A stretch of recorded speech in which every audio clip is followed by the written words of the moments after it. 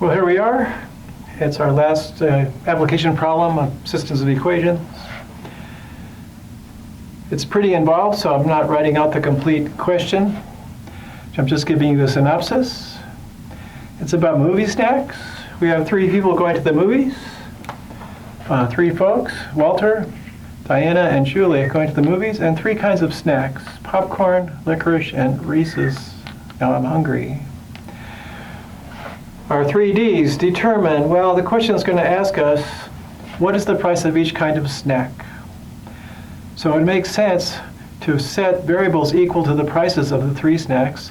X is popcorn, Y is licorice, and Z is Reese's, the cost per item. And here's the information presented in diagram form of who bought what and how much it cost. So Walter bought 1 popcorn, 2 licorice, and 2 Reese's and spent $5.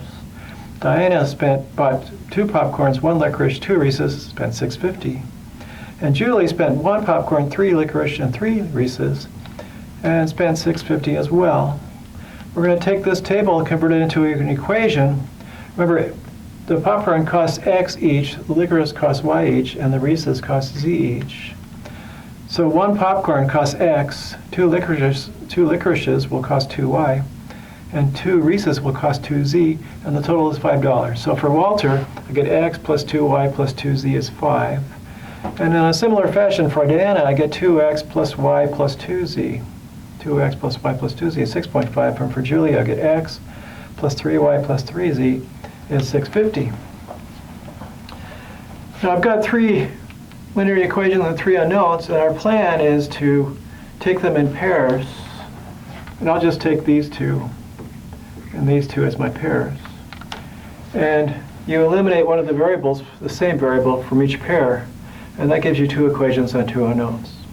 And then we'll solve that system, and we'll be well on our way. I'm going to try to do that here. Hope it fits.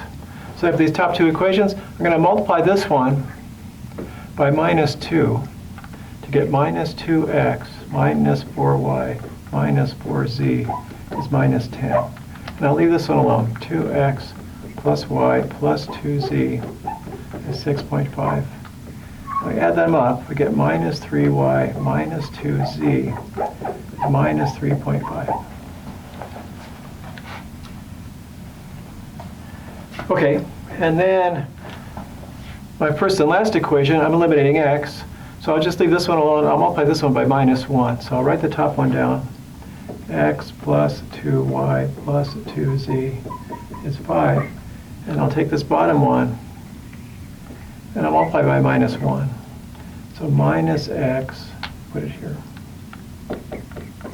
minus x minus 3y minus 3z is minus 6.5. Okay.